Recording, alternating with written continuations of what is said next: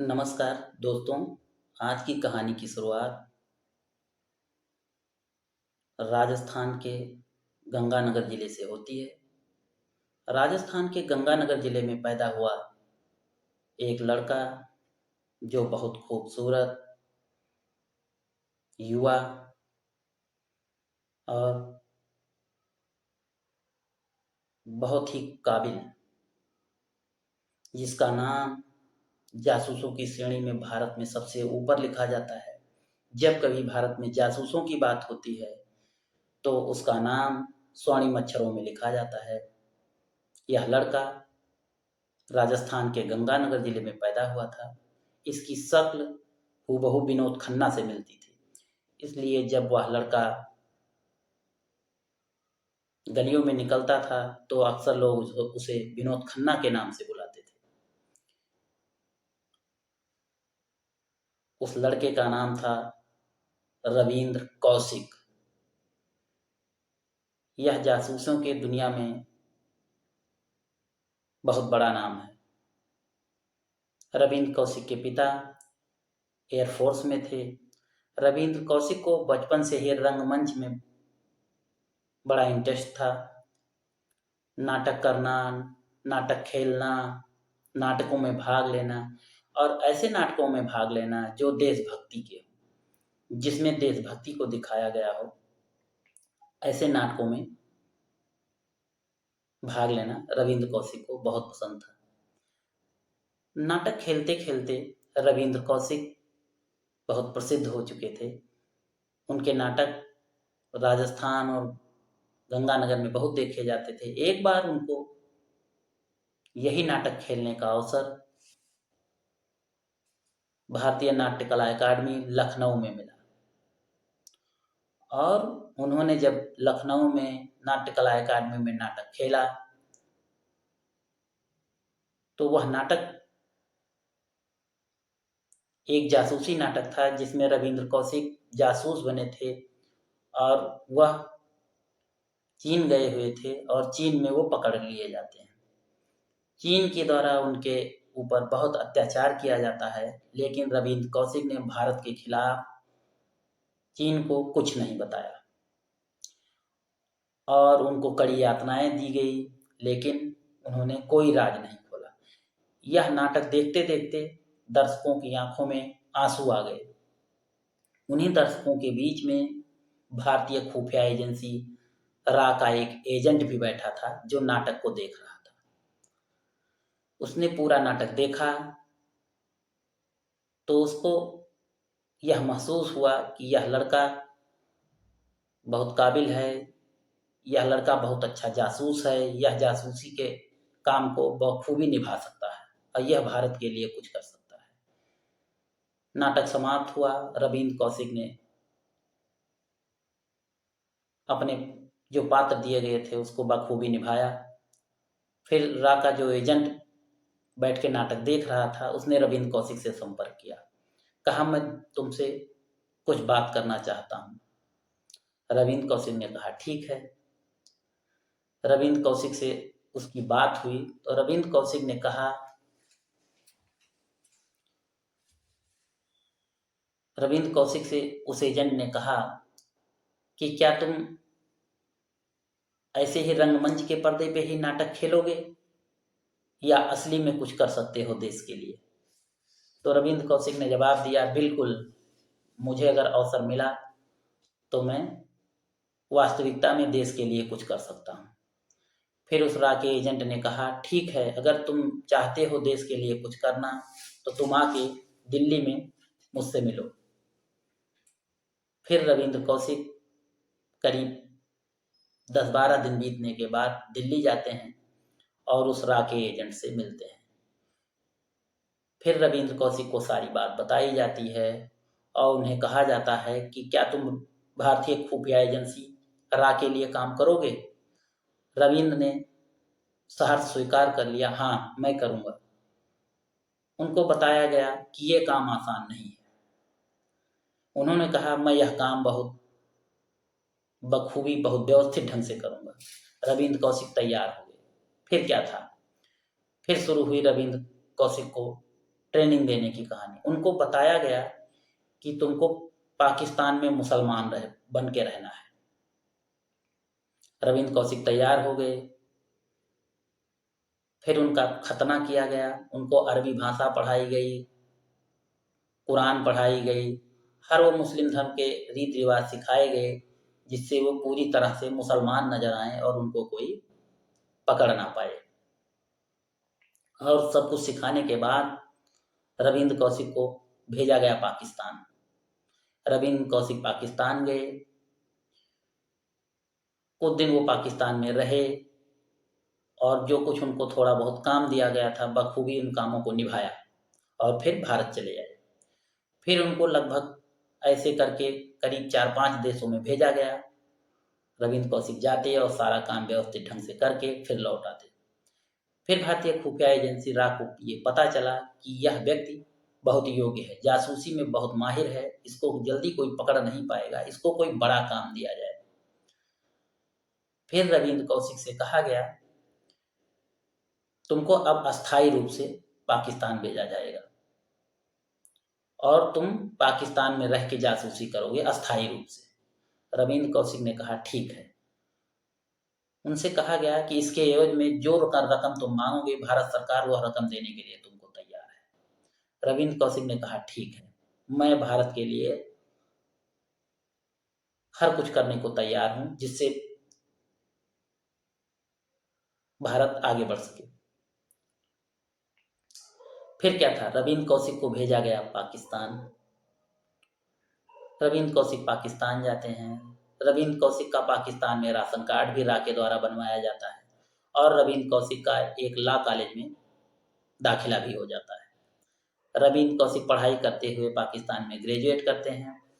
Graduate करने के बाद आती है सेना भर्ती और रविंद्र कौशिक सेना में भर्ती हो जाते हैं।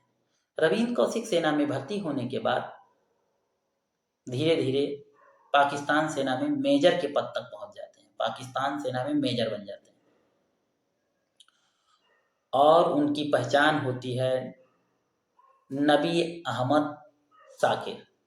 नबी अहमद साकिर बनके रविंद्र कौशिक पाकिस्तान में रह रहे थे, इसी नाम से वो सेना में भर्ती होते हैं। सेना में भर्ती होते हैं रविंद्र कौशिक। सेना में भर्ती होने के बाद रविंद्र कौशिक भारत सरकार को पाकिस्तान सेना की हर वो खुफिया जानकारियां पहुंचाने लगते हैं जो भारत को चाहिए थी। उन्होंने कई खुफिया जानकारियां भारत को दी। पाकिस्तान के एटॉमिक पावर रिसर्च और सेना से संबंधित जो जानकारियां थी, पाकिस्तान परमाणु बम पे का एक कहानी है उनसे संबंधित। पाकिस्तान एक बार एटम बम पे कार्य कर रहा था, परमाणु बम बना रहा था। यह जानकारी भारत सरकार को नहीं पता चल पा रही थी व्यवस्थित ढंग से कि क्या पाकिस्तान परमाणु बम पे कार्य कर रहा है।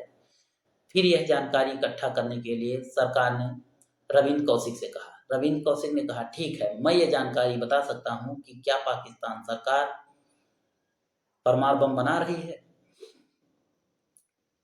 फिर रविंद्र कौशिक जहां परमाणु बम पे कार्य हो रहा था, परमाणु ऊर्जा संस्थान के पास घूमना शुरू करते हैं।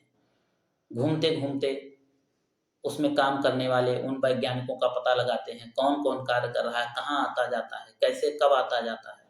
और उनको चाहिए था उनका कुछ कपड़ा, कुछ चीजें, जिससे वो पता लग सके कि क्या परमाणु ऊर्जा पे कार्य हो रहा है यहाँ। फिर रविंद्र कौशिक उन लोगों के साथ पीछे पीछे लग जाते हैं। अंत में उन्हीं वैज्ञानिकों में से एक वैज्ञानिक पाकिस्तान के एक सैलून में बाल कटवाने जाता है। रविंद्र कौशिक भी वहां पहुंचते हैं और अपने बाल कटवाते हैं और किसी बहाने से उस वैज्ञानिक के बाल को उठा के रख लेते हैं और वह बाल भारत भिजवाया जाता है। जब वह बाल वो भारत भिजवाते हैं तब भारत सरकार ने उस पर परीक्षण किया बालों पे, क्योंकि बालों पे कुछ कण बैठ जाते हैं परमाणु एनर्जी के। तो परीक्षण किया गया बालों का तो पता चला कि हाँ, ये बात सही है, ये परमाणु वैज्ञानिक था, ये परमाणु वैज्ञानिक का बाल है और परमाणु एनर्जी पे कार्य हो रहा है। उसके बालों से ये पता चला। आगे सेना में भर्ती थे, सेना की, पाकिस्तान सेना की खुफिया जानकारियां भारत सरकार को पहुंचाते थे। कुछ दिन रहने के बाद उनकी उम्र करीब 24-25 साल थी। उनको एक लड़की से प्यार हो जाता है, उसका नाम था अमानत। फिर वहीं रविंद्र कौशिक ने अमानत से शादी कर ली। उनको अमानत से एक लड़का भी पैदा हुआ और पूरा परिवार हो गया। फिर भी रविंद्र कौशिक ने भारत सरकार को सारी जानकारियां, पाकिस्तान की खुफिया जानकारियां पहुंचाते रहे और यह बात किसी को भी पता नहीं चला, जहां तक कि उनकी पत्नी को भी पता नहीं था, अमानत को भी पता नहीं था कि रविंद्र कौशिक भारत द्वारा भेजा गया पाकिस्तान में राका एजेंट। और रविंद्र कौशिक बखूबी अपने काम को अंजाम देते रहे और यह कभी नहीं भूले कि मेरा काम क्या है। उन्होंने सारी खुफिया जानकारियां भारत सरकार को दिया। इतनी व्यवस्थित ढंग से जानकारी देने के कारण, इतनी खुफिया जानकारी देने के कारण पाकिस्तान की, इंदिरा गांधी ने उनको एक नाम दिया था, ब्लैक टाइगर। रविंद्र कौशिक जब चले गए, यहाँ से पाकिस्तान चले गए, तो घर वालों को कुछ पता नहीं था। घर वालों को बस पता था कि रविंद्र कौशिक दुबई में कोई काम करते हैं।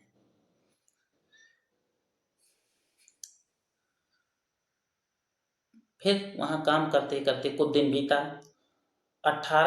1981 में रविंद्र कौशिक को अपने भाई की शादी में भारत आने का मौका मिला। 1981 रविंद्र कौशिक भारत आते हैं, अपने भाई की शादी में प्रतिभाग करते हैं। वहां से सबके लिए गिफ्ट, साड़ियां और तमाम गिफ्ट लेके आते हैं। और शादी में भाग लेने के बाद रविंद्र कौशिक फिर कुछ दिन रहने के बाद पाकिस्तान चले जाते हैं। जब उनसे पूछा जाता है तुम कहाँ हो, तो उन्होंने कहा दुबई में मैं रहता हूँ, मेरा बिजनेस दुबई में रहता है, बहुत अच्छा चलता है।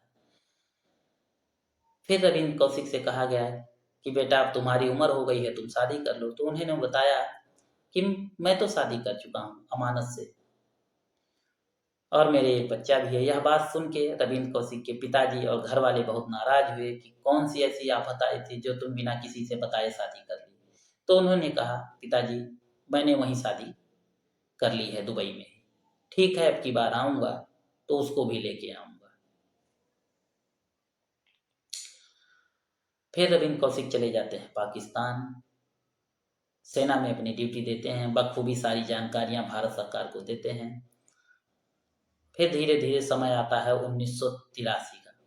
1983 में इनायत मसीह नाम का पंजाब का एक जासूस भारत सरकार के द्वारा भेजा जाता है पाकिस्तान, और जिसको काम दिया गया था कि पाकिस्तान सेना में कार्यरत रविंद्र कौशिक से मिलने का। वह जासूस पहुंचता है, दोनों की मुलाकात कराची के जिन्ना गार्डन में होती है। जिन्ना गार्डन में दोनों मिलते हैं। फिर रविंद्र कौशिक चले जाते हैं अपनी ड्यूटी पे, मेजर के रूप में पाकिस्तान सेना में कार्य करने अपनी ड्यूटी पर होते हैं।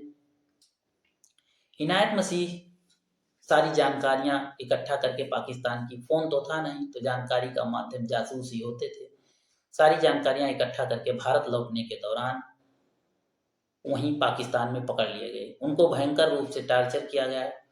टार्चर करने के दौरान उनसे पूछा गया कि तुम यहाँ क्यों आए थे।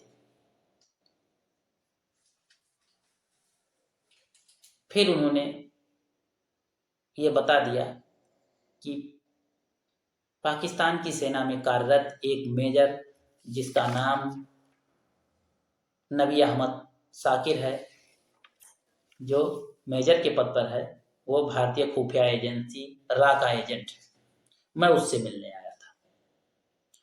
फिर 1983 में रविंद्र कौशिक को गिरफ्तार किया जाता है। रविंद्र कौशिक जेल चले जाते हैं। अब रविंद्र कौशिक को ये विश्वास था कि मैं गिरफ्तार हो गया हूं तो मुझे भारत सरकार छुड़ा लेगी, लेकिन रविंद्र कौशिक गिरफ्तार हुए। उनको बर्फ पर लिटाया गया, कड़ी यातनाएं दी गई, उनको करंट लगाया गया, उनको बांध के रखा जाता था कि जिससे वो सो न सकें। उनको 5x5 की कोठरी में बंद करके धूप की रोशनी से भी दूर रखा जाता था कि जिससे उनको सूर्य की रोशनी भी ना मिल पाए। अंततः उन पे मुकदमा चला और उनको फांसी की सजा हुई और कुछ दिन बाद यही सजा फांसी की उनकी उम्र कैद में बदल दी गई। ये सब बातें परिवार में यहाँ भारत के लोगों को किसी को पता नहीं थी। कई साल बाद परिवार को रविंद्र का भेजा गया एक पत्र मिला। तब रविंद्र के पिताजी मर चुके थे। तब परिवार वालों को पता चला कि रविंद्र कौशिक पाकिस्तान की जेल में बंद है।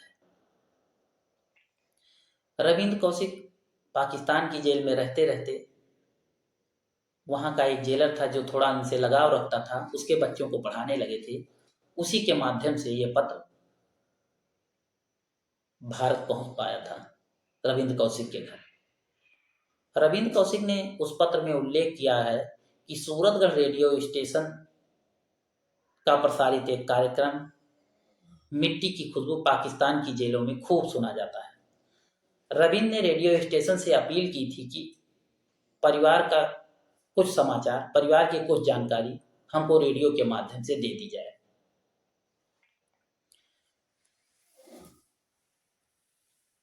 फिर उस रेडियो स्टेशन से रविंद्र कौशिक की बहन की छोटी बेटी, जिसका नाम आयु था, को बहाने से रेडियो स्टेशन में बुलाया जाता है और उससे दूसरे तरीके से सारी बातें पूछते हुए रविंद्र के पास घर वालों का समाचार पहुंचाया जाता है।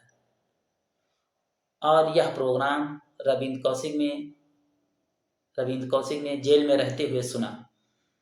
तब रविंद्र कौशिक को जेल में पता चला कि पिताजी अब नहीं रहे और भाई भी वहां से गंगानगर से शिफ्ट होकर जयपुर चला गया है। अंतिम समय में रविंद्र कौशिक को भी पता हो गया था कि अब वह जेल से नहीं छूटेगा और यहां उसे कोई छुड़ाने वाला भी नहीं आएगा।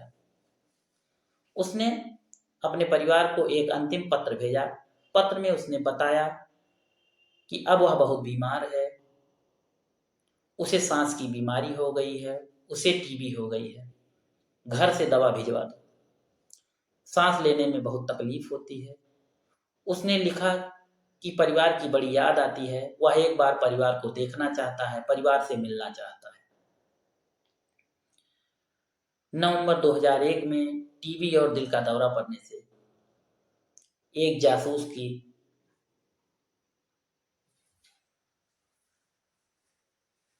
जासूस हमेशा के लिए शांत हो गया।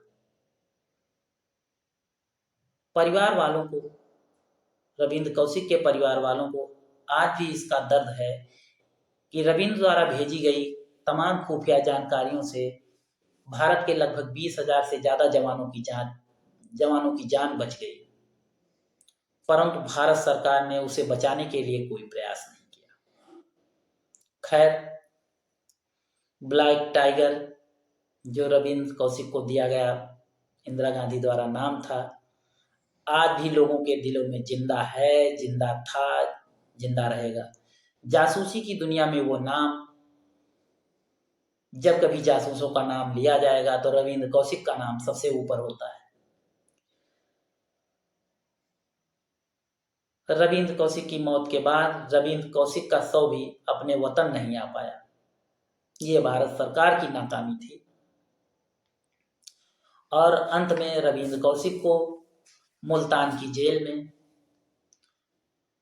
2001 में मौत के बाद दफना दिया गया और रविंद्र कौशिक की कहानी का, भारत सरकार के एक जासूस का बड़ा ही दर्दनाक अंत हो गया। परंतु युवाओं के दिलों में, भारत के दिलों में आज भी रविंद्र कौशिक जिंदा था, जिंदा है, जिंदा रहेगा। भारत माता की जय। वंदे मातरम। आज की कहानी यहीं समाप्त होती है। अगले दिन आप आपसे एक नई कहानी के साथ मिलूँगा। धन्यवाद।